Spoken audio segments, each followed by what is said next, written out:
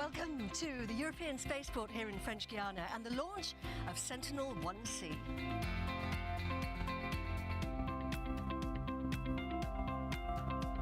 Our satellite is in there, on the top of the Vega C rocket, ready to start its journey into space.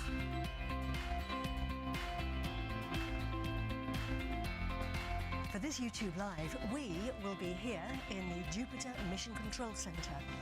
Right by your side to guide you through the operations. I'm Samuel Rogers. I'm Katie Haswell, and welcome to VV25.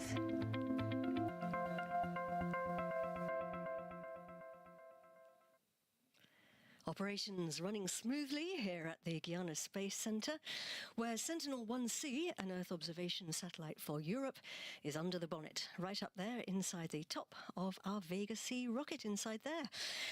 We had a mechanical issue yesterday which stopped us moving back the mobile gantry, but that's all sorted out today and we are go for launch. This is the Mission Control Centre. This is where Samuel and I are sitting. Samuel is the head of advanced studies at Arianespace, so we're very lucky to have him with us. Hi Kitty, hi all. Great to be here. It's good to have you. Let's start by going over to the CEO of Arianespace, Stefan Israel, to find out more about today's mission. Stefan, how are things looking at your end? Everything is green. The launcher is green, the range is green, the satellite is green, and last but not least, the weather is green. So we will lift off in now less than 20 minutes. And tell us about tonight's mission. It's super important because tonight's mission is about Sentinel-1C. Sentinel-1C is part of the Copernicus program. The satellite has been built by Thales Alenia Space. It will be the 6th satellite we are going to orbit for the Copernicus program. And this mission will be about giving Europe an autonomous access to space with Vega C and also using space for a better life on Earth. And can you run through us, Stefan, some of the main steps? What's coming up? What can we expect? Yes, so at 6:20 we will lift off towards the north. We will have the 3 stages of Vega during 7 minutes. Then we will have the first boost of the AVUM upper stage, and after 3 boosts we will release the satellite on its targeted orbit at an altitude of 700 kilometers, and it will be 1 hour and 43 minutes after liftoff. Great. Well, listen, very best of luck, Stefan, to you and to all the teams there in the fishbowl. Best of luck, Stefan Israel. Thank you. Thank you. So, Vega C is scheduled to lift off in 17 minutes. Vega standing tall there on the pad. There's the countdown on the top right-hand side of your screen. Samuel, why don't you talk us through some of the things that we're going to be seeing? We've had our cameras getting some ideas here of some of the things that we'll be seeing after launch. Yeah, for sure. So first, the liftoff will be triggered by the ignition of the first stage of the Vega C launcher, the P120, and it will push for about 2 minutes and 20 seconds. And then a separation command will be sent to cut out this stage and to separate it. Then it will be followed by the ignition of the second stage, the Zefiro-40, which will take over from the P180 and continue increasing the launcher speed, and this for approximately 2 minutes. And then it will be separated, and this time it is the third stage, the Zefiro-9, that will provide the launcher thrust. During this stage, during this phase, we'll separate the fairing, which protected the satellites as we went through the atmosphere. And then the Zefiro-9 will be separated after 2.5 minutes. Then we'll have a rather important step, the first ignition of the upper stage, which we call the AVUM+. It's a different stage because it uses liquid propellants, contrary to the first 3 boosters. And it will shut down about 8.5 minutes later, and we'll have a long phase, which we call ballistic phase, to lead us over Australia, where we will fire the engine for a second time. And then another ballistic phase will lead us over Cuba, where we will fire the AVUM upper stage for the 3rd time before reaching the precise orbit required for Sentinel-1C, and will separate it. The last step of this mission will be the final burn of the upper stage over Canada to ensure the re-entry of the upper stage and to leave no debris orbiting the Earth. And Sentinel-1C is part of the world's most advanced system for monitoring Earth. It's called Europe's Copernicus program. And Samuel, the Sentinel satellites work in pairs, don't they? Yes, indeed, they do. And in the first 2 ones were Sentinel-1A and 1B, and it's very interesting because they collected together the largest set of radar data in the world. So it's very impressive. It is indeed. But very sadly, after 5 years together, Sentinel-1B developed a failure, and the teams had to shut it down and put it into what we call a disposal orbit to reduce space debris. So you can see why it's now really important to get Sentinel-1C into space to provide the continuity of the service, because continuity is what it's all about with Earth observation. Let's get a closer look now at our satellite, Sentinel-1C.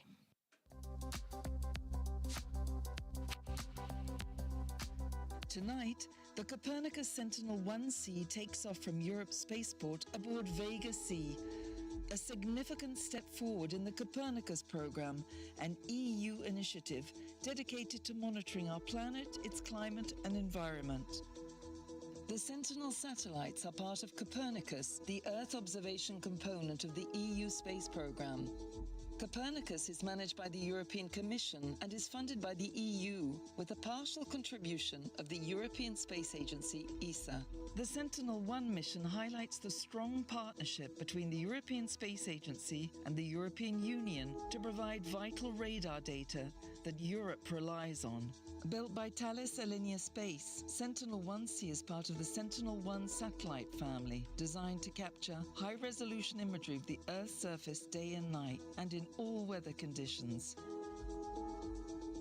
Ever since Sentinel-1A was launched back in 2014, the mission has provided crucial information helping to monitor land deformation, earthquake areas, volcanic activity, deforestation, glacial movements, sea ice and oil spills. Beyond these applications, Sentinel-1C will also play a vital role in maritime safety, as it is equipped with an AIS antenna to better monitor the movement of ships in critical maritime zones.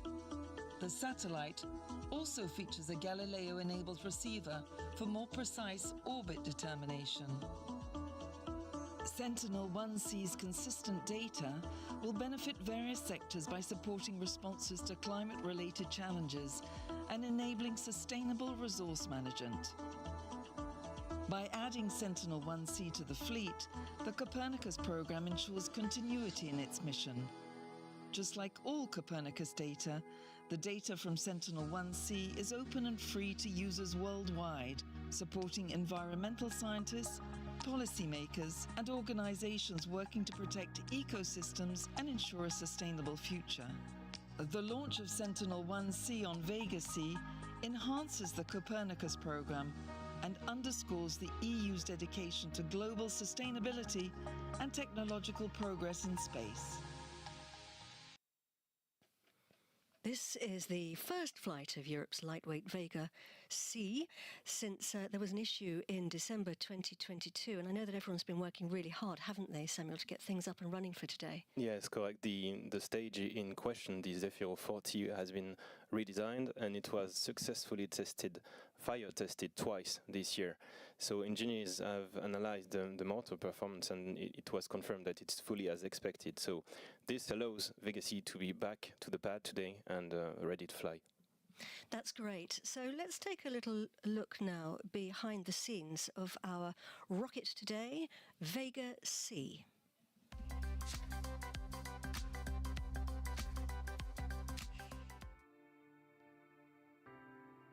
Since its inception in 2012, Vega, Europe's light launch vehicle, has launched an impressive 22 missions into low Earth orbit, successfully deployed over 100 payloads into space. Renowned for its expertise in launching Earth observation satellites, Vega has played a pivotal role in winning the EU's Copernicus program, recognized globally as the premier Earth observation system. This achievement has firmly established Europe's reputation for providing flexible and reliable access to space.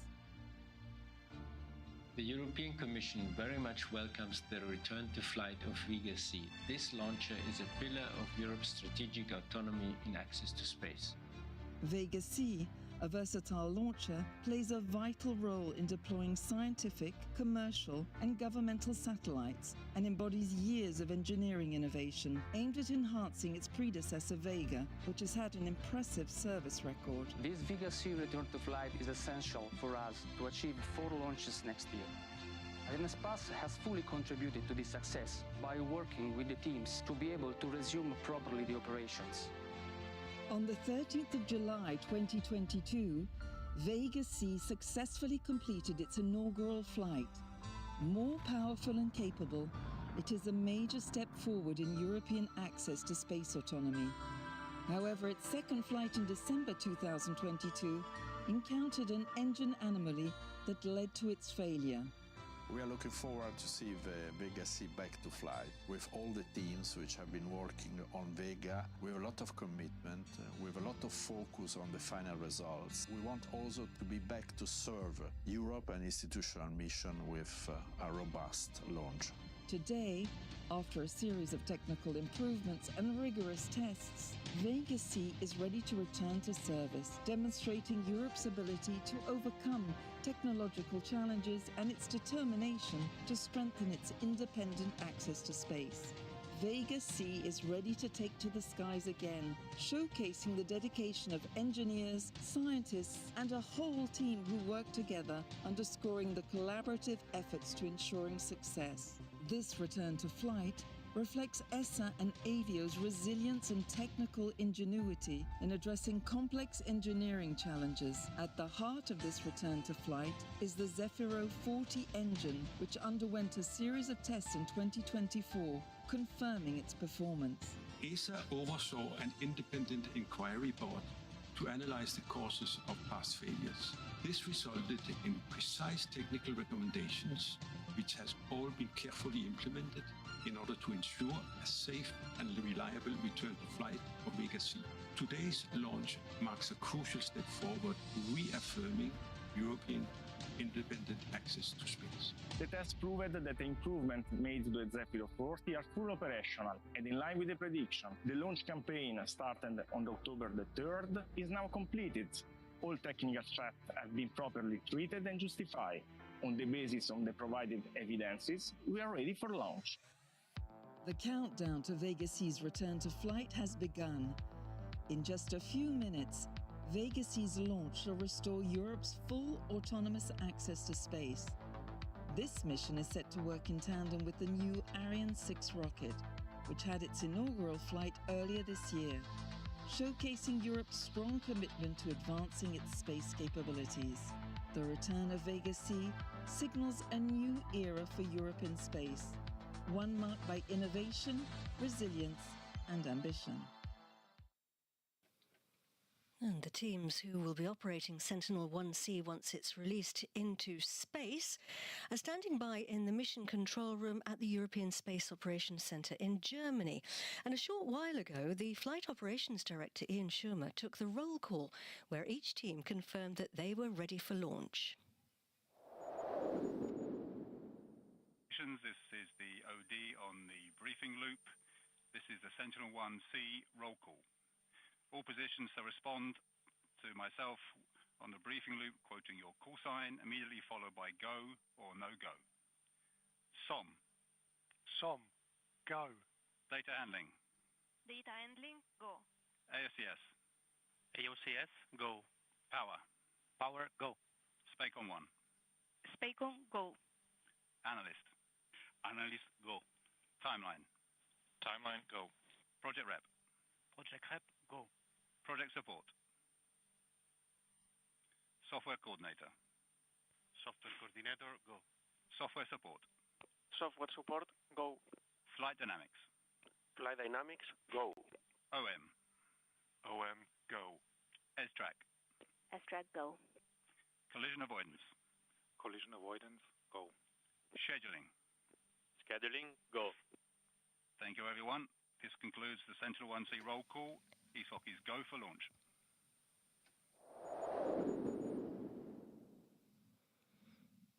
And we'll be checking back in with ESOC later after launch. We'll look forward to that.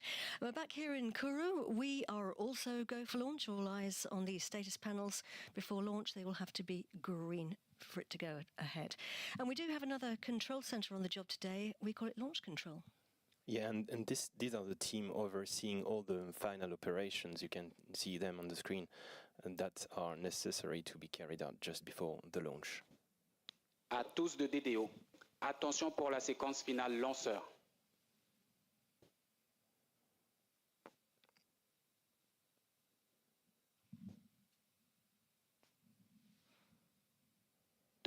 H-4 minutes. So that's the Range Operations Manager there announcing the beginning of what we call the synchronized sequence or automatic sequence. It's an important step, isn't it? Yeah, indeed. It's a very important step because, in fact, the rocket is becoming progressively autonomous. So now the computers are managing an impressive sequence of complex operations, and all of this time to the millisecond.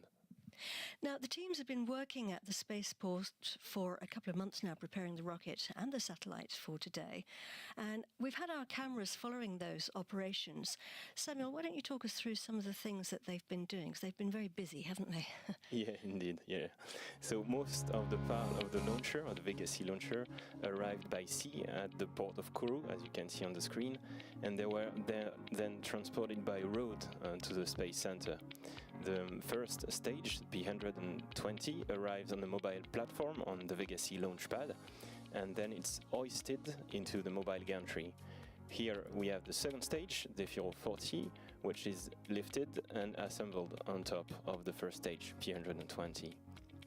Step by step, we are building an assembly of solid rocket boosters. Then the third stage, Zefiro-9, is hoisted itself in the building and integrated on top of the Zefiro-40. The Avon Plus, then the upper stage, arrives in its container, as you can see on the truck, and then it's unloaded from its container and integrated onto the Zefiro-9 stage. As for the satellite, Sentinel-1C arrived in French Guiana beginning of October by plane, and then it went through a number of operations in autonomy first, and then it was integrated on its adapter, and with a number of dedicated operations filled with propellants. You can see the special suits which were used for this operation. And then it was enveloped in the fairing, which protect the satellites for the next phases of the mission. The upper composite was then transferred to the launch zone on a mobile platform. It's hoisted to the very top of the launcher and integrated on top of the Avon Plus upper stage. And once the entire launcher is ready, we remove the mobile gantry a few hours before liftoff, and we have now the launcher ready on the pad. And there she is standing tall, looking very beautiful. 1 minute and 30 seconds to launch, Samuel. It's always a bit of a kind of intense moment at this point, isn't it? Yeah, intense is the right word. We can feel it. It's also full of concentration. All the teams are focused on their task towards the launch, but very professional, because they have done this many times. À tous le DDO, attention pour -1 minute. Top H0 -1 minute. And we are 1 minute to launch. We're live at the European Spaceport in French Guiana, getting ready for the launch of Sentinel-1C for Europe. Good luck, everyone. Good luck.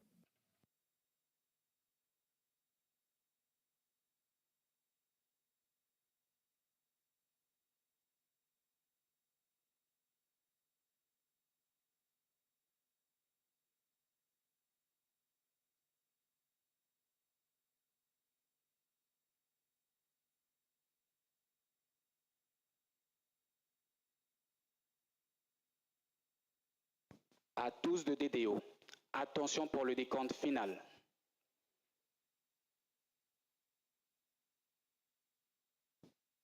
10, 9, 8, 7, 6, 5, 4, 3, 2, 1, top. Allumage Picasso pour décollage.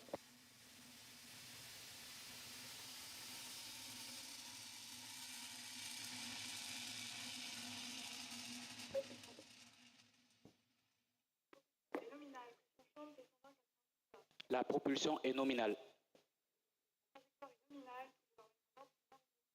La trajectoire est nominale. Acquisition de Saint-Jean.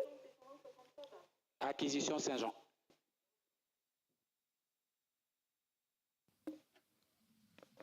Sentinel-1C and Vega C are on their way.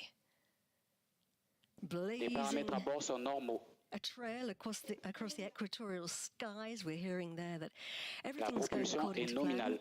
and the propulsion is normal.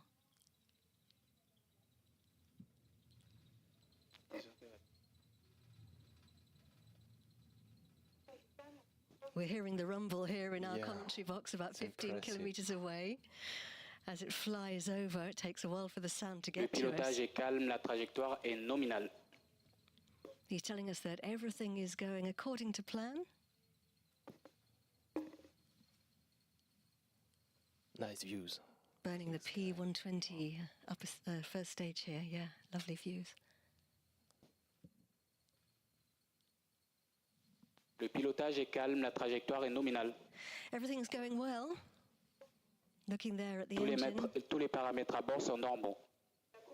Looking there at the engine on the P21 stage. Exactly. The P120 stage. First stage, yeah, which should be burning for a bit more than 2 minutes and 20 seconds. And everything is going the right way.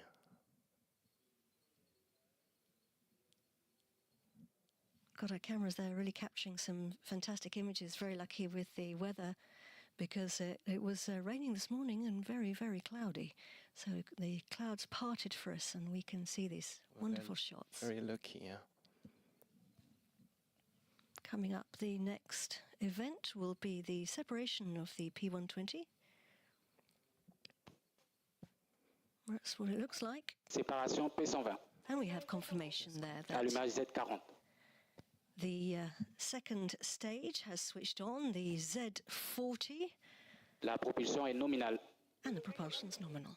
Yeah, and Zefiro 40, so Z stands for an Italian wind, type of wind, Zefiro, and 40, it's meaning the amount of propellant, the mass of propellant inside the stage. La trajectoire est nominale. So, Zefiro 40 tons. All going well.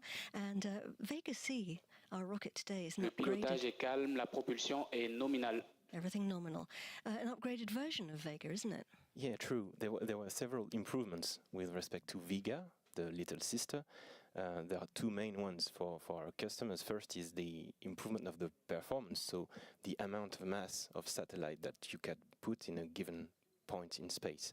And it was increased on Vega Le C. pilotage est calme, les paramètres à bord sont normaux. It was increased on Vega C by 70%. This is quite massive and interesting. Second point is the size of the satellite. The fairing, the cover on top of the launcher, was doubled in volume as compared to Vega.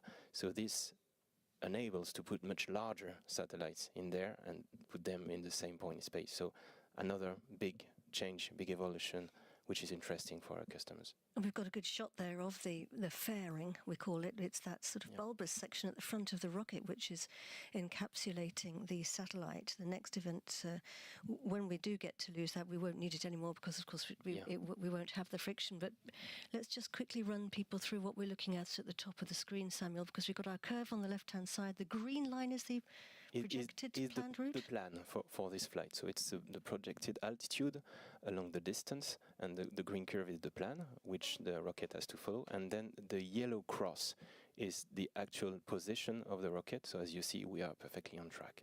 And if you look on the right of that, you can see that we're already travelling at nearly 4.5 kilometres per second. Everybody, per second. It's incredibly fast. Séparation Z40. And we have confirmation there. We've now separated the Z40. Exactly. Allumage Z9. And we have switched on the Z9 Propulsion nominale. engine, and the propulsion is all going normally. Next up will be separation of the fairing. Exactly. Because we don't need it anymore as we are out of the atmosphere. And look how Séparation coiffe. it falls away. It's all very perfectly planned, and we have the confirmation of that, so that's La great news. propulsion est nominale, la trajectoire est nominale. All going well. We can see our satellite for the first time. What are we looking at here? Yeah, indeed, we can see, so on the right you can see the Sentinel-1C satellite with, of course, its solar panels on the side, folded for launch, and top you can see the radar, which is folded as well. It's attached on a conical Tous les paramètres à bord sont normaux. on black cone, which is the launcher adapter, itself attached to a white ring, which is the upper stage A1+. And the last part of the launcher is, of course, the Zefiro 9 stage, which is currently firing, as you can see.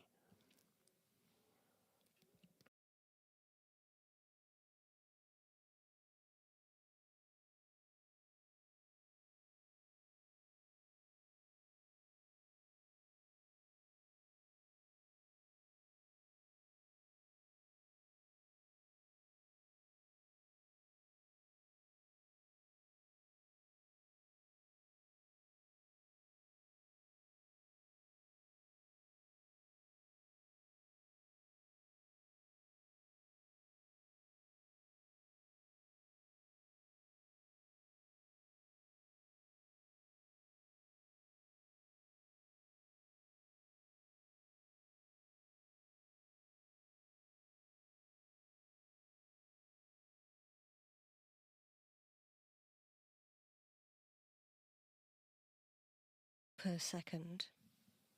Which is very, very fast, yeah. Very, very fast.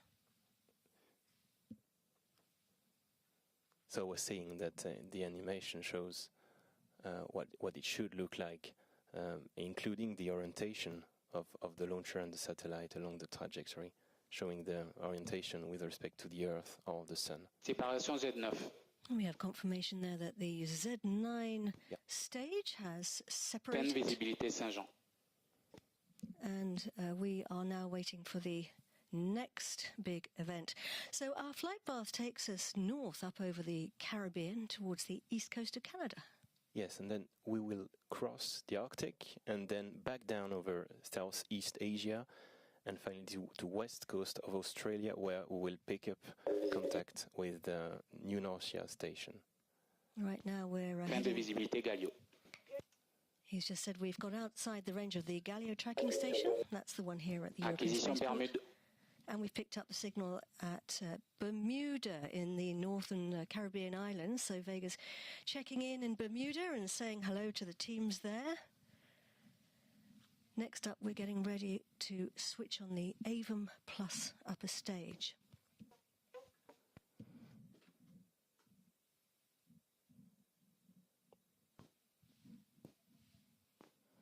Which should be soon.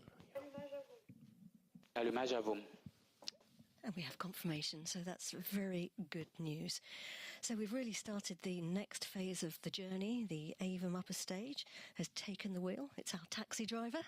Its job is to take our passenger to its required drop-off point, if you like, in space. Tous les paramètres à bord sont normaux. Yes, La propulsion est nominale. The Avum Plus will deliver the Sentinel-1C satellite exactly on the right point in orbit, in the correct orientation. So to do that, we need to perform a precise set of maneuvers, and as we said earlier, Le pilotage est calme, les paramètres à bord sont normaux. And of course, we'll be seeing those on the graphic animation. And big space projects like this involve thousands of people pulling together to make them happen. And they need brain power. They involve teamwork, of course, and a lot of problem-solving skills. Probably a lot of coffee as well. Tous les paramètres à bord sont normaux. Everything's going well. And the Sentinel-1 satellites are designed, built, and tested by the European aerospace giant Thales Alenia Space, right? That's right.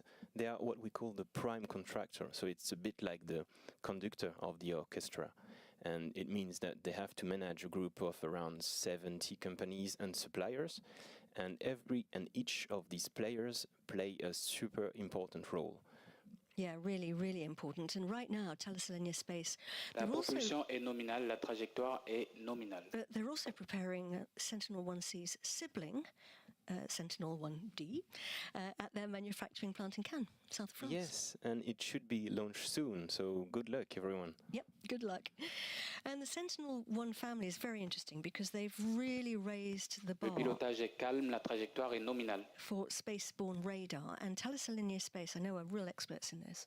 Yes, it's correct. In fact, they have created a world first because they have created a mechanism to separate the radar antenna from the spacecraft platform. Of course, at the end of the mission, when it re-enters the Earth atmosphere. And this is key because it helps reducing Le pilotage est the calme, les space paramètres debris. à bord sont normaux.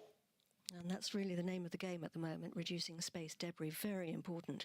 So another important team are, of course, the experts who create the Vega rocket, because we've got to launch our satellite. Indeed, and this is done by the Italian company Avio.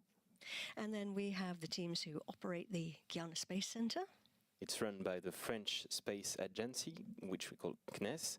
They are managing all the means on ground necessary to make this launch happen. And of course, then there's the Arianespace teams, that's your company, Samuel, who operate the launches. Yes, indeed, and we are preparing the launcher to perform this mission, so it means customizing it, checking that it's correctly fitted to make this specific Sentinel-1C launch. And then, of course, we have the teams in the tracking stations in all the different countries dotted along the flight paths, because the rocket's effectively talking to them as it flies over, as it goes in and out of their range, if you like, and we're heading towards picking up our signal, hopefully at the Gatineau tracking station in Canada, I think. Yeah, close to Ottawa city in Canada. Indeed. Yeah. And the teams who are keeping their eye on all this are in what we call the Quick Look Telemetry Centre, isn't it? The CVI. Indeed, yeah. They are receiving all the flight parameters from the launcher along the flight, thanks to these stations, and they are monitoring what's happening on board. Acquisition de la télémesure par la station Gatineau. And we have the Gatineau tracking station. So we've checked in Gatineau. That's good news. Sorry, I interrupted you. No problem. It was normal. And here we see the team. So they are located on La Montagne des Pères, very close to Kourou. So we can see Justine Tenil, who is managing the team, but also Alexis Macaire, and together with Avio colleagues and CNES colleagues. And so this link is possible thanks to several ground tracking stations, as we mentioned, which are used for this mission. They are located along the ground track of the launcher, first in French Guiana, of course, and then on Bermuda Island, Canada, and finally Australia. And of course, these guys in the CVI are located on top of the hill, as you said, so that they can capture that signal. And then we have another team in the control room in Colleferro, which I believe is just outside Rome, and we can see them now. Yeah, indeed. We can see them on the screen, so it's south of Rome, and they are checking from Italy that the launcher behavior is correct. They are analyzing the data, and you can see people from different teams here, such as propulsion, structure, control, etc. So they are available and ready to jump in case of need, which is very precious. They're very useful. The more people we have on the job, the better. Yeah. Always good. So if we look there at the right-hand side of our screen, our altitude, we have climbed up to 244 kilometers and climbing. Our distance from the pad, if we were to draw a straight line along the Earth, and we've done about 4,500 kilometers so far. And our speed, look at that, we are traveling at nearly 8 kilometers per second, everybody, per second. That's fast. That's super fast, yeah. Yeah, if we want to compare with, let's say, car velocity, this converts into 28,000 kilometers per hour. So it's really a very fast Ferrari, let's say. Yeah. And it's if we compare with a plane, a commercial aircraft is just 30 times faster. So it's super fast. Wow. Which is why we can fly around the planet so quickly. Exactly. Yeah. That's thanks to the orbital mechanics. So one of the features of the Avon Plus upper stage is that it can switch its engine on and off, and that is very important, isn't it? Yes, it's very important because thanks to this feature, we can take different passengers to different orbits, but on the same launch, on the same mission. So for this version, Avon Plus, we have 8 firing possible in total versus 5 on previous Vega little sister. So with Vega C, we can deliver several satellites on 3 different orbits on the same mission, which is really key, instead of 2 different orbits with Vega. Anything else? Any other improvements? Yeah, we mentioned before that the performance capability was increased. It means that typically the size of the tanks and the propellant on the upper stage here were increased by 30% with respect to Vega Avum. So it means we can bring heavier satellites in the same point in space. So this is, again, a new feature for the benefit of our customers. Yeah, so that's very, very useful for them. 15 minutes, coming up to sort of 16 minutes into our flight. We will be getting ready to shut down the engine on the upper stage. What's actually happening up there, Samuel? So we are consuming propellant gently, and the upper stage is ready to switch the engine off once we have reached the correct point in space. It means the right altitude, the right velocity. And once this will be reached, we will automatically switch off the engine. And how does it know when to do that? Because it's very, very clever. No, in fact, we have put in the flight software of the launcher on the ground the precise location on the pad, and then it has clever instruments that can measure along the way where the launcher is, its orientation, its velocity, etc. And based on this data, it can assess automatically when to stop the engine once the desired position is reached. So the AVAM upper stage scheduled to switch its engine off. Should occur in a while.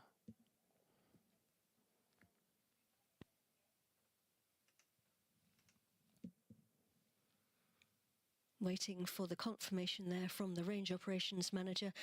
Why is it the scheduled time to switch it off at the moment? Extension confirmée de l'avant. And we have confirmation there that has shut down. We are shutting the engine down because we are soon getting out of visibility of the Gatineau tracking station, and we want to be sure we switch off the engine before we are out of this contact. That's all very normal. Les paramètres à bord sont normaux. And as planned. And today's launch is very much the result of collaboration across Europe, teams all working together. We've been chatting to some of those members of the teams, and let's go and hear from them now.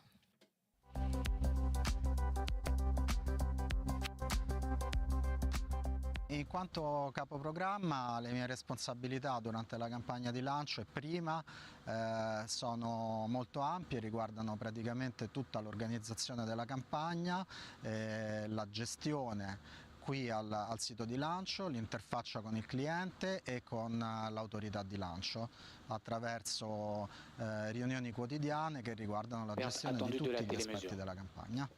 Être chef de projet, c'est être le point de contact unique du client au sein d'Arianespace. À partir de la signature du contrat, mon rôle au quotidien est de m'assurer de la coordination de toutes les activités pour la préparation de la mission, de la campagne, puis du lancement. Le rôle de l'ingénieur sauvegarde, c'est d'assurer la sécurité des opérateurs qui travaillent sur Vega. Ce qui est vraiment très intéressant en tant que sauvegarde, c'est qu'on suit la campagne du début à la fin et qu'on connaît l'ensemble des opérations. On est vraiment au cœur des équipes opérationnelles et ça, c'est vraiment quelque chose qui me plaît beaucoup.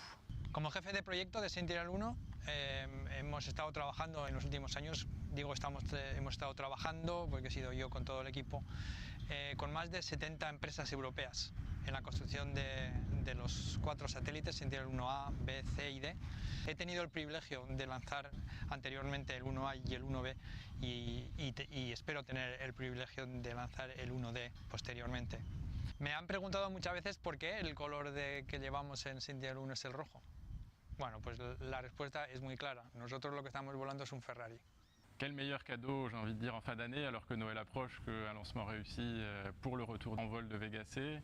Et je ne peux pas m'empêcher à ce moment-là de penser également aux collègues de la direction qui auront également fêté cette année le premier vol d'Ariane 6. Nous avons également fêté le dernier vol de Vega très récemment.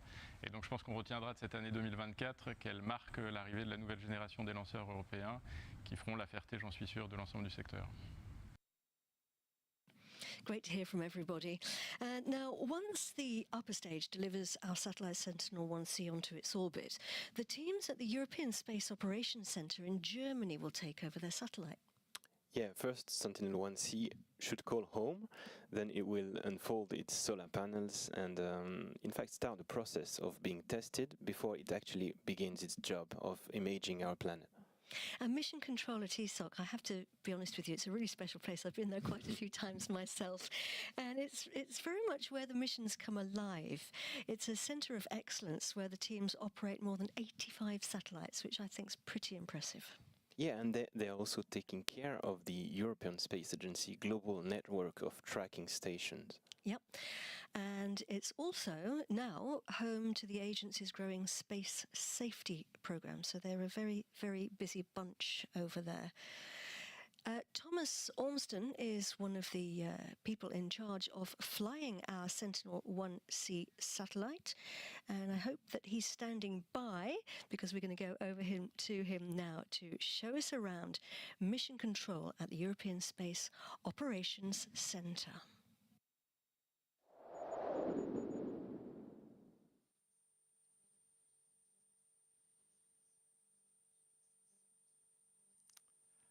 Thank you very much, Katie. And thank you to Vega C for that beautiful launch. I hope I can show you around Mission Control here. We're all a bit overcome with seeing our spacecraft finally flying on its way to space, but we wanted to take you inside and show you the people that make up mission control and what they do, because honestly, it's the people here that are what make our mission great. They're what make our mission fly, and they're what's important tonight. So we're going to start right here in this corner, one that you don't see very often, because down in this row, we don't actually fly any spacecraft here, but these people are just as important. Here we have Christian and Valerio.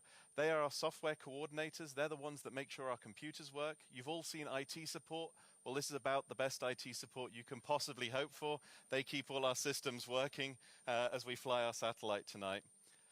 Next to them, we have Pablo and Brett, our ground operations managers. They're also not flying spacecraft, but they're flying the big dishes, the tracking stations all around the world that we use to talk to our satellites. So we've got tracking stations from Troll in Antarctica to Kiruna in Sweden, Svalbard in the Arctic Circle, and round to Alaska, which will be the station that will first hear the signals from Sentinel-1 tonight. So we'll be all eyes on them later on as they catch that all-important first signal from Sentinel-1. But the reason the people there are doing their jobs is so that the people here on the front rows can do theirs, and we're responsible for looking after the satellite itself, the spacecraft in orbit. Starting on this end with some of our supporting cast, we have our product assurance Stefano, Jonathan, our timeline, making sure we stay on track, Mauro looking after all of our systems and our configurations. All of these things make spacecraft operations possible, make it possible for us to fly a satellite like Sentinel-1. But the real experts about the spacecraft are the people sitting in these chairs around the front, and each one is specialized in one part of the satellite. So starting here, we have Pol, Attitude and Orbit Control Subsystem. He's the one that's responsible for the thrusters, the engines, the wheels inside, everything that makes the satellite move, turn, and fly in its orbit. So without him, we couldn't actually fly anywhere. Next to him is our spacecraft controller, Daniela, and she is the one that actually talks to the satellite. If we need to tell it something, she is the one that sends the commands and tells it what to do. Then right in the middle sits the spacecraft operations manager, Alistair O'Connell. This is also my position. Alistair is the A shift, I am the B shift. I'll take over from him in about 10 hours from now. And the job of the spacecraft operations manager is to bring this whole row together and to connect all of these different parts and make sure that we can successfully fly the spacecraft, this very complicated machine, where it needs to go. Then moving around, we have Camilla, our data handling engineer. She's the brain surgeon for our spacecraft, the one that speaks the bits and bytes that make the spacecraft work.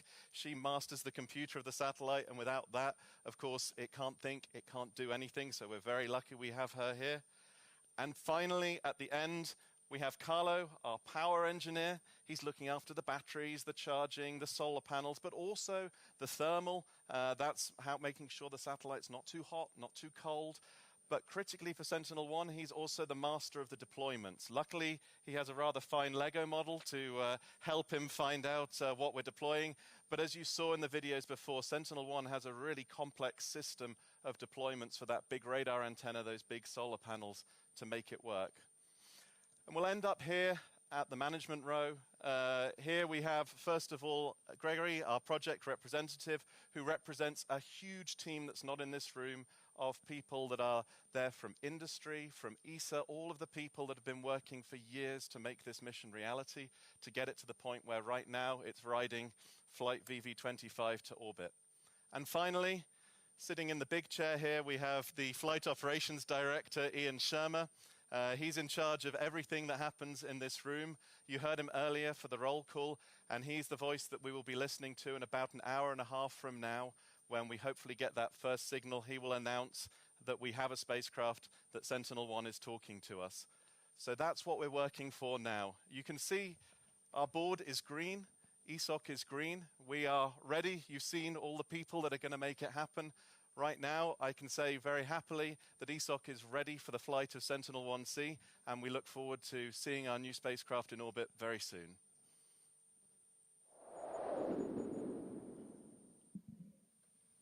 Fantastic. Thank you so much for showing us around, Thomas. That was great. Now, we've talked about some of the teams involved in today's launch. Let's turn our attention now to the people who use the information from the Sentinel satellites. The Copernicus program currently has more than 750,000 registered users, which is a lot.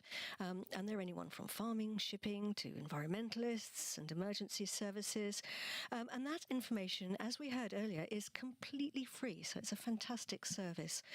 Now, one of the organizations which uses the information from the from the Sentinel satellites is the European Maritime Safety Agency. And they run a service called CleanSeaNet, which uses satellite data to detect oil spills and vessels and help participating countries to locate and identify polluters in areas under their jurisdiction. So it's very, very important. And I am excited to let you know that joining me now in the commentary box is the Senior Project Officer for CleanSeaNet, Sonia Santos. Sonia, thank you so much for coming up here to chat with us. What a great launch. It is, absolutely. So for everybody that is involved in this major program, watching the successful launch of Sentinel-1, it is amazing. Yeah. Amazing. So it's the years of hard work and teamwork and cooperation at European level. So Sentinel-1C will ensure the continuity of the critical data that we rely on for monitoring our planet and addresses environmental challenges. Yes, and that's really, really important, isn't it? That continuity. So tell us about CleanSeaNet-C. What do you guys do? So just to provide a little bit of context for the ones that are less familiar with the European Maritime Safety Agency, so EMSA is a EU decentralized agency that is located in Lisbon, Portugal, that has as a mission to secure EU maritime interests for a safe, secure, green and competitive maritime sector, and also act as a respectable and reliable partner within EU and worldwide. So within this scope, EMSA set up and operates the CleanSeaNet services. What it is, the CleanSeaNet service. So it's the European satellite-based oil spill and vessel detection service that provides relevant information based on SAR imagery to the member states within 20 minutes of satellite acquisition. And for anyone who's not familiar, SAR imagery is satellite imagery. Yes, so it's Earth observation data. So SAR has the particularity to be weather independent and without the need of illumination. So it is quite important, can be acquired during the day and the night, if it is raining, if there is clouds. So it is an information that is always available independent of the weather. So you can identify oil spills, you can identify polluters, and that is hugely, hugely important. And who can access CleanSeaNet? So CleanSeaNet is available for national administrations from the member states that have a role at sea, mainly for the pollution part, but is also available for countries that share a basin with us. So it means in the Med, in the Black and Caspian Sea also. And I think it's fair to say, Sonia, isn't it, that we can all feel very, very proud of the Copernicus program, because it's hugely important to all of us here on Earth. Yes, absolutely. So Copernicus is the most ambitious Earth observation program. So it showcases Europe's power on teamwork, on science, on innovation, driving really on the limits for the monitoring of our planet and addressing their challenges. So for sure, I think that all of us, all European citizens, must be proud today of this. And you're very happy to see Sentinel-1C on its way. We are. Sonia Santos, thank you very, very much indeed for coming up and chatting to us and telling us about your really important work. Sonia, thank you. We're going to take a short break now because we'll be coming back to you again when we get ready to switch our engine back on the Avum upper stage. We'll be coming back to you in about just over half an hour. So come and join us back here in about just over half an hour. We'll leave the telemetry on the screen for you.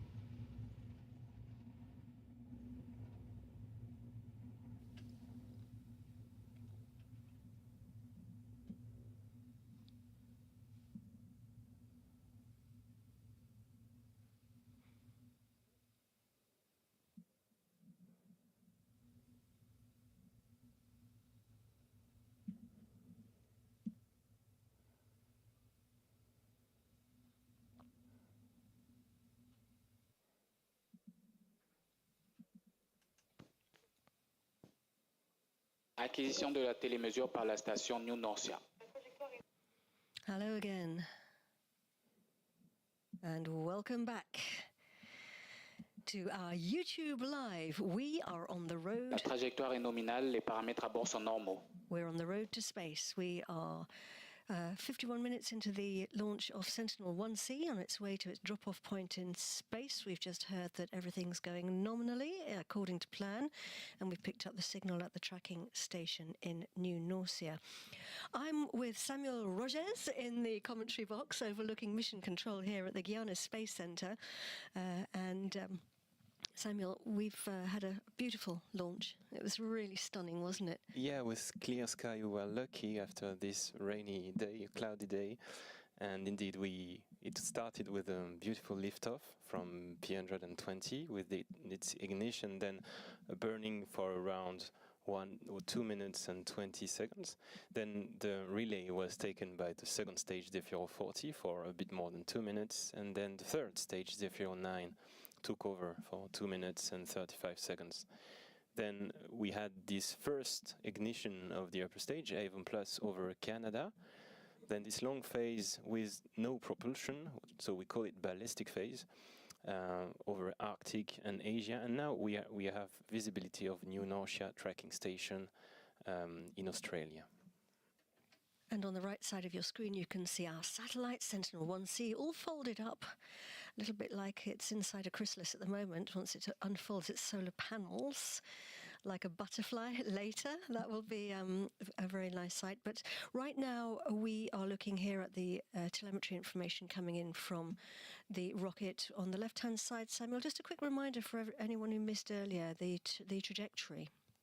Yeah, the green curve is the plan, so the planned evolution of the altitude along the distance. And as you see, it's increasing. The target orbit is circular at 700 kilometer altitude, so it's increasing towards 700. And the yellow cross corresponds to the actual launcher position. So as you see, it's perfectly on the track, and that's very good news. Coming up to the next moment, which is switching the Avon Plus engine back on. That's the scheduled time. You saw it on the Deuxième allumage de l'étage Avon. On the animation, and we have confirmation there from the range operations La propulsion manager est nominale. that we have switched the engine on, and that's really important. It's an important moment. And why are we switching it on now, though? We are switching it on now because now we are in the visibility, in contact with the station of New Norcia, the ground tracking station. So we were in a position to check that everything was fine on board based on the data that this team is analyzing currently, the real-time monitoring team. And indeed, as everything was fine, we also fired the upper stage for the second time. Now, Samuel, let's just chat a little bit about your job, because it's quite interesting. You run a small team, don't you, at Arianespace? But what do you guys actually do? So our job is to kind of understand what a potential customer would like to achieve with our rocket. So we are discussing with the different customers before we sign a launch agreement. And all what's at stake is try to understand what they want to do with our launcher. Le vol se déroule nominalement. So we are trying to find if we can offer what they are asking for. If so, then it's perfect. If not, we try to create a solution and build some new features on our launcher, or to meet their need, of course. But sometimes it's, and this is part of the interest of the job, is a teamwork between launcher side and satellite side to commonly build the solution that makes the story work at the end. So a satellite at the right place doing its right mission. Il reste 1 minute de propulsion avant. In space. And he's telling us that we've got 1 minute left of propulsion on the Avon upper stage. So what kinds of things do your customers and their spacecraft require? You must have some really interesting satellites and spacecraft that you have to launch. Yeah, it really depends. There is a variety of demands, but it can be very specific orbits from low, first orbits around the Earth at low altitude to like exploring the moon or other planets, so very mission specific. And then it could be embarking several satellites, be it for the same customer or different customers. And in that case, of course, the mission is a bit more complex and it's a bit more challenging to design, but that makes it very interesting to do. I guess you have to all be very creative. It's exciting, Indeed, very yeah. exciting, and exciting times ahead for space. So coming up now, that's the Deuxième extinction de l'étage avant. the confirmation there that we have now switched the engine off again. We've shut the engine down again for the second, what we call ballistic L'orbite phase. du lanceur est nominale. Right on track. Right on track, bang on time. And he says the orbit is nominal, everything's going according to plan. So we Début de l'orientation pour le mode barbecue. And we are starting the barbecue mode, which is an interesting feature, which means that we are twisting as if on a spit to keep our temperatures all nice and even.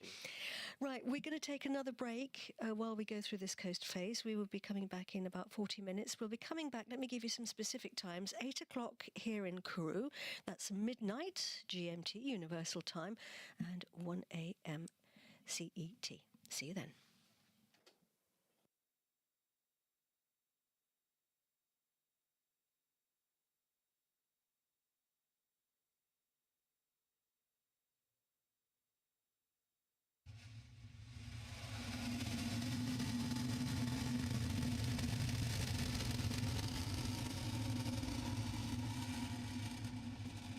Début du mode barbecue.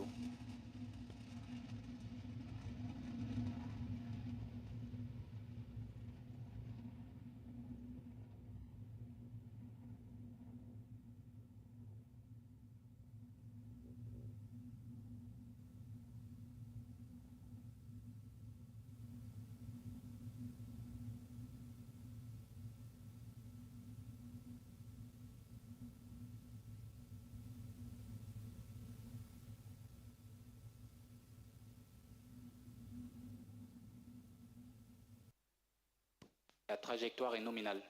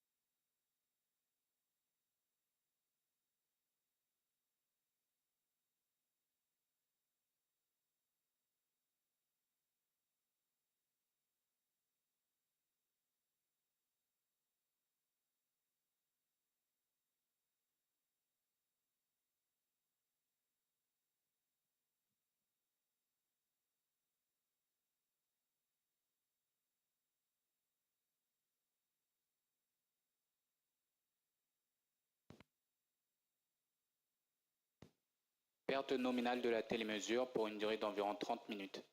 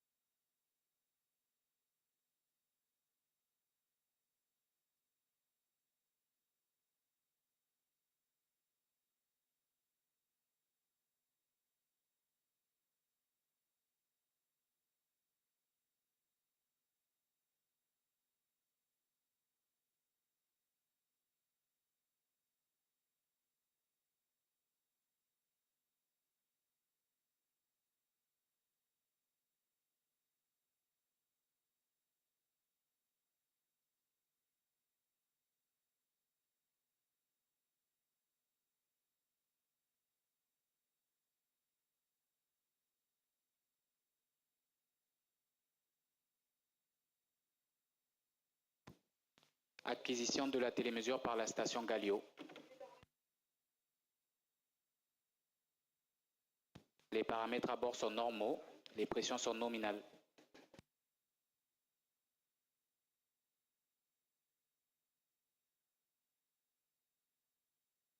Trajectoire nominale.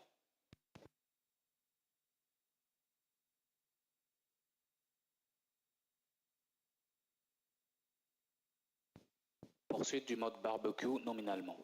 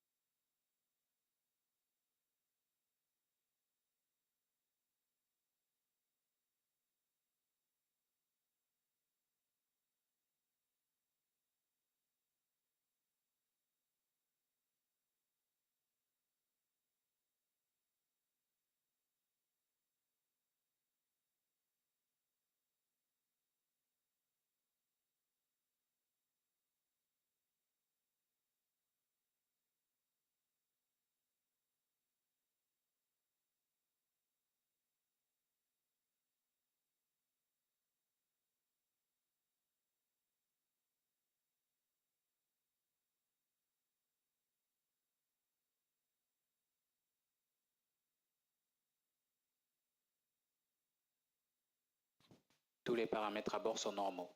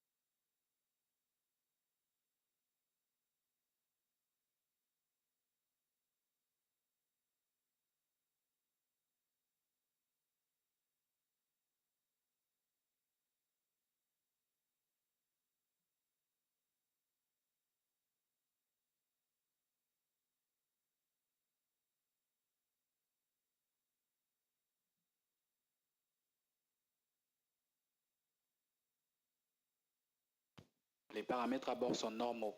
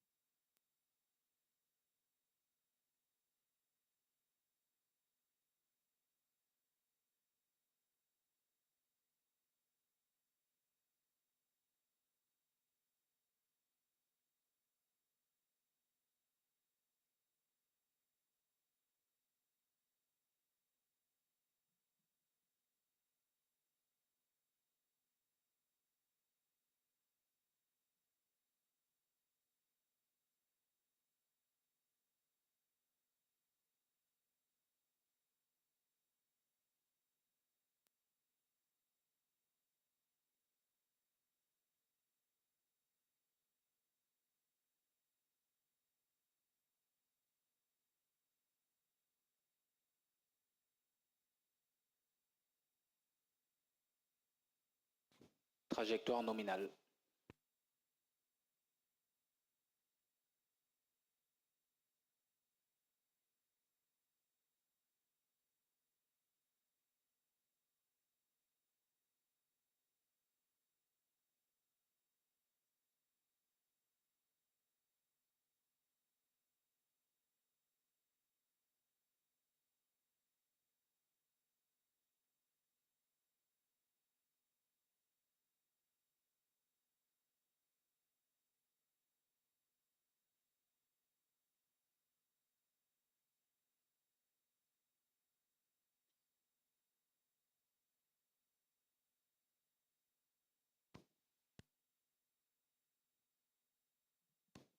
Acquisition de la télémesure par la station Bermude.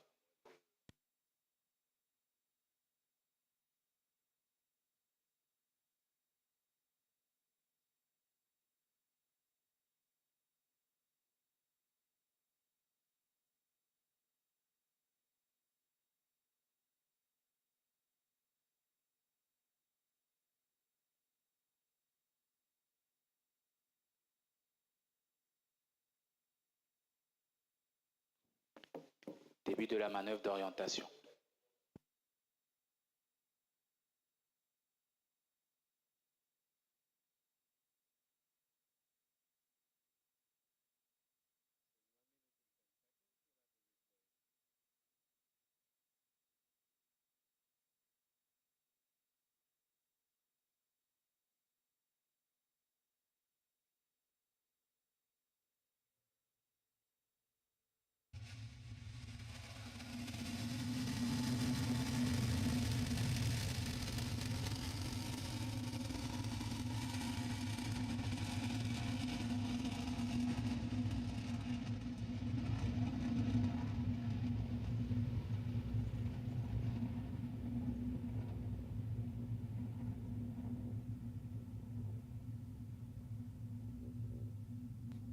Les paramètres à bord sont normaux.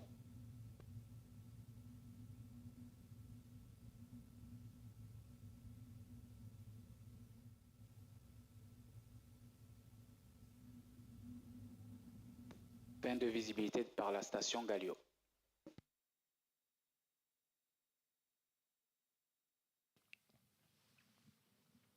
Hello again and welcome back to our YouTube live Road to Space. I'm Katie Haswell and joining me in the commentary box, Samuel Rogers from Arianespace. It's great to have you with us, Samuel. Thank you. We are 1 hour... Hello again. Guys, 1 hour and 40 minutes into the flight of Sentinel-1C on its way to its destination in Acquisition de la space. télémesure par Gatineau. We just picked up the signal there at the Gatineau tracking station. So we're riding... Troisième allumage de la VOM. And we have the confirmation there of the third switching on of the Avon upper stage engine. Correct, exactly, yeah. So we need 3 steps. La propulsion est nominale, les paramètres à bord sont normaux. Everything going according to plan? And the propulsion is as planned. So we need 3 steps to reach the final orbit required for Sentinel-1C. It's like if we split the work in 3 tasks, and we are progressively increasing the altitude of the satellite, as you see on the chart on the top left part of the screen. And the Avon upper stage switches its engine off again in about 1 minute. Yeah, just below 2 minutes, 1:48 as per nominal plan. Yep. And looking there, as you say, on the left-hand side of the screen, there's the what looks like sort of going up in steps, as you say, our trajectory, all going very well. And then on the right-hand side, we're travelling, we're actually at our altitude now, nearly 700 kilometres above the Earth, Samuel. It's close to the final destination because, as we mentioned at the beginning of this live, we are targeting an altitude just close to 700 kilometer circular Trajectoire orbit. nominale. Everything going normally. We've travelled nearly 4,000, well, we've travelled 3,647 kilometres if you were to draw a straight line along the Earth, and we're flying along at just under 8 kilometres per second. What was it, 28,000 kilometres an hour? Exactly. Extinction, troisième boost à vous. And we have confirmation that the Avum upper stage has switched its engine off. So now we Début de la manœuvre d'orientation au profit de la séparation de Sentinel-1C. And the orientation maneuver is starting in order to get ready to separate our satellite. Yeah, it means that we have to perform several maneuvers to orient the satellite and the launcher in the correct direction. Poursuite nominale de la manœuvre d'orientation. As required by Sentinel-1C. So this is done through, as you see, some very gentle maneuvers with some slight boosters, putting the launcher in the right angle and orientation. And once we'll have reached the final desired orientation, we'll activate what we call the separation system, so the clamping device that maintains the satellite on the launcher, and it will as well activate a set of spring, which will gently push Sentinel-1C away from the remaining part of the launcher. So we'll effectively ping it into space. Yeah. With our springs, and that's of course to avoid any collisions, to avoid anybody bumping into anybody else. Getting close now. That's the scheduled moment to separate our satellite. Séparation Sentinel-1C. And we have confirmation that Sentinel-1C has been delivered and separated. Well, that's great news, and we are looking at happy faces there in the Mission Control Center.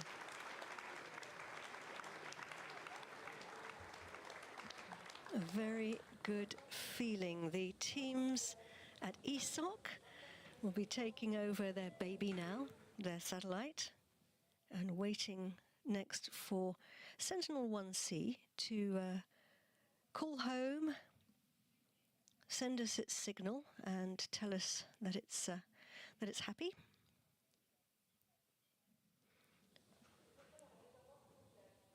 Teams here in Mission Control have been working Pression réservoir nominale. very hard for this moment. So the work is over for some, and it's just beginning for others. Yeah, as we understood just before. Yeah, it's the end of a journey for many of us, and a new chapter starting to be written for several other teams. Hoping to hear from Stefan Israel, who is the CEO of Arianespace. Hi, Début de la manœuvre d'orientation pour le premier boost d'éloignement. Hello, Hi, Katie. Stefan. Hello. Thanks for coming again to chat with us. Great news then, we have separation. Yes, so the separation has occurred on its targeted orbit, and tonight it's a double success for Europe. It's a success for the Copernicus program, for ESA, for the European Commission. It's a success for the Vega C launcher, for Avio, prime contractor of the launcher, with a perfect return to flight. So, nice evening. Very good news. And what's the plan for next year, Stefan?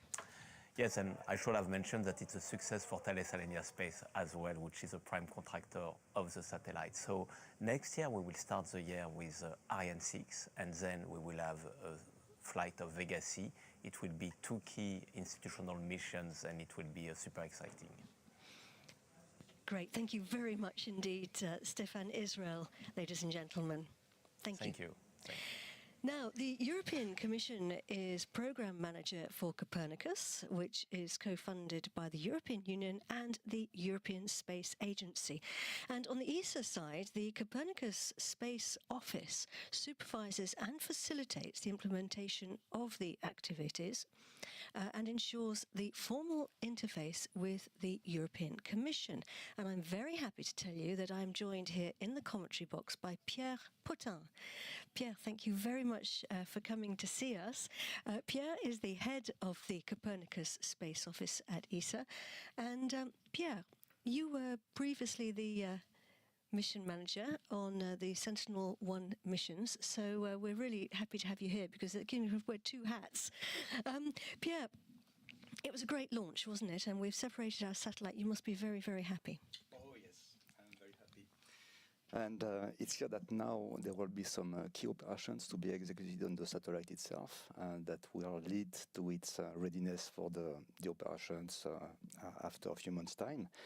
But now I'm thinking about the various users of Sentinel-1 data. They are certainly very relieved today. I'm thinking about the various Copernicus services who are using Sentinel-1 data operationally, but also the main scientists worldwide, as well as the public institutions at European, national, local level. I'm also thinking about the commercial companies in Europe that are excellent in this domain, that are doing business in Europe, but also outside Europe. And why is the Sentinel-1C satellite so important for everybody? So it's very important to have this Sentinel-1C operational as soon as possible, because the mission objectives on the Sentinel-1, 2, and 3 missions actually are based on 2 satellites in orbit to fulfill the mission objectives. So in the case of Sentinel-1, we have the 1A, which was launched more than 10 years ago. Then we had Sentinel-1B that after almost 6 years in orbit interrupted its operations. So we had to launch Sentinel-1C as soon as possible. And we are looking forward launching also Sentinel-1D towards the end of next year. So you need that continuity, don't you? And tell me about some of the applications that you're going to be using the data for the Sentinel-1s. What does it get used for? So there are many applications based on Sentinel-1 radar data, and this is really the beauty of this mission. So Sonia from EMSA earlier has mentioned the operational oil spill detection Début de la system. manœuvre d'orientation pour le dernier boost avant. He's just telling us that there's a new orientation phase just starting there. Right. And in the domain of maritime surveillance, so ship detections, illegal fisheries monitoring, actually the authorities along the coast of French Guiana, they are using operationally Sentinel-1 data for illegal fisheries monitoring. And there are other many very important services, for instance, for the Copernicus. La trajectoire est nominale, les paramètres à bord sont normaux. Regarding sea ice and iceberg monitoring. If we go over land, there are a number of key services that supporting agriculture, like crop estimates, but also water resources management, as well as forest monitoring, deforestation. Not very far from here, actually, the Brazilian authorities, they use operational Sentinel-1 data to detect new deforestation activities. Still in the domain of emergency management. Quatrième allumage du boost. When there are major events like large floods, Sentinel-1 is very accurately providing a map of water extent, and this is really useful for the civil security civil protections. And I should not forget actually the so-called ground motion services that are making use of the technique of interferometry, where you basically take images from the same geometry in orbit, but at different time. You make a processing and you can derive some ground movement of few millimeters. This is extremely powerful for instance, prevention of landslides, but also in the domain of infrastructure monitoring, like bridge surveillance and so on. So what does the future hold, Pierre, for the Copernicus program? So we have extinction du dernier boost avant. We have new missions in the pipeline that are called the Copernicus expansion missions. They will provide new set of observations. Nominal. And they are key for the Copernicus services to address to get new measurements on some key parameters. We are working now also on the definition and starting the implementation of so-called next generation missions. There will be a Sentinel-1 next generation that will ensure the continuity of the current mission, but over the period 30s, 40s. Ensuring continuity, but also improve performance, like better resolution. So we are working very closely with our colleagues at the European Commission on the long-term scenario of the Copernicus space components. We also involve our member states at ESA, and the objective is to define the best architecture of the space components that needs to be maintained. So the objective is really to keep Copernicus as a great, successful European program. And to keep that funding going, which is so essential and so important. It's an important program for all of us. Pierre Potin, thank you so much for joining us. That was really fascinating. Very, very grateful. Right now, let's go back to Thomas Ormston, who's at the European Space Operations Centre in Germany, where the teams are waiting to receive the signal from their baby, from their satellite, Sentinel-1C. Over to you, Thomas.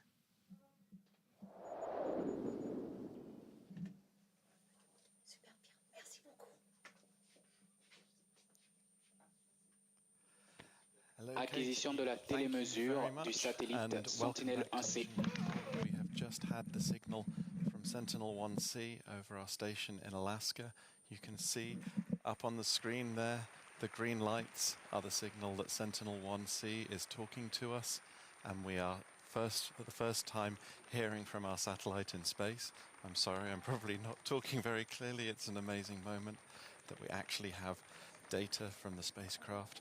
The teams here will now be very, very focused because for the last hour and 50 minutes or so we've been passengers on Vega C. Now our job starts and we have to start looking at the satellite. We'll be looking at how healthy it is and trying to work out what the next steps are. Of course, we've practiced this many times.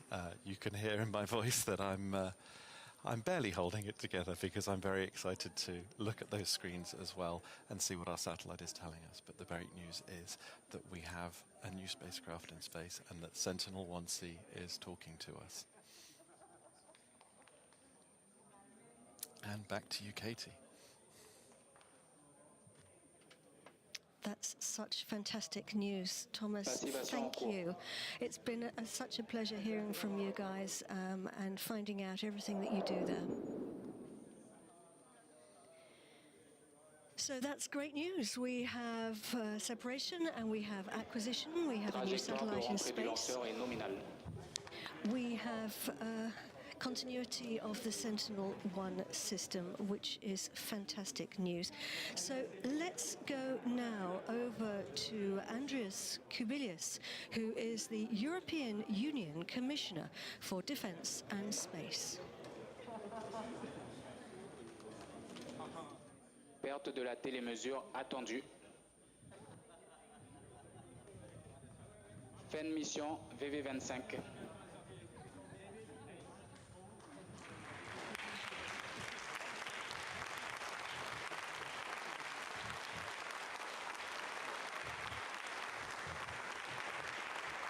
Getting some clapping here in the Mission Control Centre. Very happy faces, lots of smiles.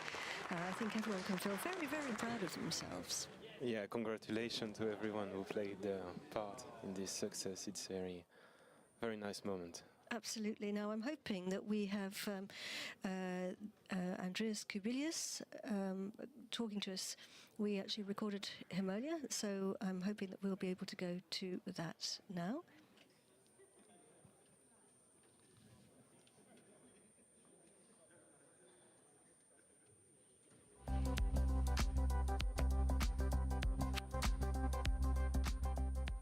Dear colleagues at the Europe Spaceport in Kourou, space enthusiasts, good evening.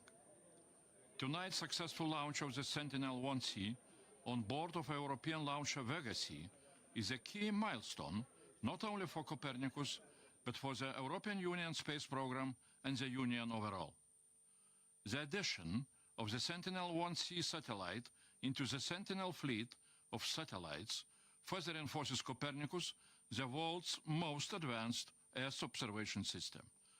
The data provided by Sentinel-1C can be soon used by users all over the world, for example, for detecting oil spills, monitoring floods, or earthquakes. But this is also a key launch as it confirms Vega C return to flight. In the current geopolitical landscape, autonomous access to space is even more pivotal for the Union. The return to flight of Vega C, together with the inaugural flight of Arianespace early in July, greatly contribute to Europe's sovereignty and autonomy in space. The European Commission is working to ensure that the EU has continuous and independent access to space, both via launchers and satellites, to best serve and protect its citizens. I would therefore like to extend my warm congratulations to the teams of the European Space Agency, Arianespace, and our industry partners who worked around the clock to make this launch a success for Europe. I would like to thank you, and I look forward to working with you for many more launches, not only for Copernicus, but also for Galileo, for EGNOS, and soon for IRIS Square. Congratulations to everybody, smiles all round and everyone clapping. And now let's go over to Joseph Aschbacher from the European Space Agency, Director General of the European Space Agency. Joseph, great launch, huh? Yes, good evening from my side, and what a launch. And I'm very happy to see that we have acquisition of signal, we had separation all successfully and all nominal. And this is really a big achievement. Europe can be very proud, and I'm not only speaking here as Director General of the European Space Agency, but as a very proud European, because we have achieved a lot together. And let me really say that what we have achieved today is two very important milestones. Number one, we have regained return to flight for Vega C, a very important, very successful launcher, and this will open the path for many future launches in the medium class launcher segment. And this is a very important step. We have worked very hard together with our partners, with industry in particular, to make this happen. And personally, I'm so happy, I'm so satisfied that this launch has been successful according to plan, all very nominal, and I'm very relieved, but also very happy and very grateful for all our partners. But also for Copernicus, we have Sentinel-1C in orbit. We have a signal. We are speaking to the satellite. The next steps, of course, will be the layup phase, which takes nominally 3 days. It can be sometimes a bit shorter, and I know our teams are very ambitious to make it a bit shorter. Then we have the in-orbit calibration validation phase, again, to switch on the instruments, test the instruments, and make sure that the signals are doing exactly what we expect, and then, of course, afterwards deliver routine data to the users. But Sentinel-1C is really a wonderful mission, and I am saying this because I've also been here at this very place when Sentinel-1A was launched about 10 years ago. As you might remember, I've been in charge of the Copernicus program on ESA for quite some time. And for me personally, this is also a very big milestone to see this happening and see this success, to see that the Copernicus program is increasing, is having Sentinel-1C now in orbit together with Sentinel-1A, delivering again data as a couple. And this is for Europe important, this is for everyone important that uses this data worldwide and is bringing a lot of information from agriculture to forestry to ship routing to climate studies and many other domains. So really a big relief and a big thank you. But let me really say that today we have, of course, launched at the European Space Agency now Sentinel-1C. We had the return to flight of Vega C, but also this morning we have launched another satellite from India with the Indian partners, with the PSLV rocket, which has launched Proba 3 this morning. So today, the European Space Agency has launched 2 satellites on the very same day, which is the very first time that we have done this. And this is only possible because we have wonderful teams. Let me say a big thank you to our partners, to Arianespace for having delivered this satellite, to industry, to Thales Alenia Space and Airbus Defence and Space and many others, among 60 of them, for having developed, constructed this satellite under the leadership of ESA. To, of course, our partners of Avio, who have been making sure that the return to flight has been successful. Next to me is Giulio Ranzo and his team. They've done a wonderful job. But also our own ESA teams have done an incredibly good job in making all this happen. The Launcher Directorates, the Earth Observation Directorate, Tony Dolker-Nielsen and Simonetta Kelly and their teams have done an incredibly good job. But also with our teams in operations to acquire the signal and make sure that our satellite in the next phase is doing exactly what it needs to be done. So really big thank you to my very own team as well. And last but not least, CNES, who is providing all the facilities here in Kourou at our European launch port. Big thank you as well for this big success which we have today. We deliver, ESA delivers, Europe delivers. We can all be very proud. Thank you so much. Thank you very much indeed, Joseph. And now to Giulio Ranzo, who is the CEO of Avio. Giulio, what does this launch mean for Vega C? Well, it means a lot of things. This launch is extremely important for Avio as a prime contractor. Tonight we have restored the capability of Vega C, but most importantly, I don't know if everybody noticed that, we doubled the size of the satellite that was ever launched on a Vega class launcher. So 2.3 tons versus 1.15 tons ever delivered to SSO. So I'm very proud because the team worked very hard in cooperation with the ESA team in a joint work over the last few years to really ensure flight worthiness. But most importantly, tonight we celebrated a great success of Europe. A very sophisticated radar satellite was entirely designed and manufactured in Europe, and my friend Giampiero will talk about it. This launcher is designed and entirely manufactured in Europe, and even the tracking of the launcher during its flight was for the first time conducted using Galileo satellites. So I think what a better testimony of the fact that Europe feels incredible capabilities in space across all the domains of competency. So this means a lot to us. I also would like to take this opportunity to thank my other partners, not only the European Space Agency, but Arianespace and CNES for having supported us, in particular over the last year. We have sorted a number of complex issues to prepare this flight and to ensure flight worthiness, so I really would like to thank them. And then I want to thank all of the space agencies across Europe that have supported the Vega program first and the Vega C, starting, of course, from the Italian Space Agency, who has believed in this project from the very beginning of the 2000s and across the 2010s with the preparation of Vega C, and now this history is continuing across with the new version of Vega, Vega E, which will come in a few years as a further improvement to the capabilities that Europe can count on as a very dependable rocket to be used for their needs. So thank you very much, and congratulations to you all. Thank you very much indeed, Giulio. And over now to Giampiero Di Paolo from Thales Alenia Space, the company responsible for building our spacecraft and leading the teams. As we've all said there, Giampiero, it was a huge European team effort, wasn't it? You must all feel very proud. Yes, thanks. I have to say that is a very important moment in our lives because for us, staying here, assisting this fantastic launch with all the company that stood with us in all this year is really without a word.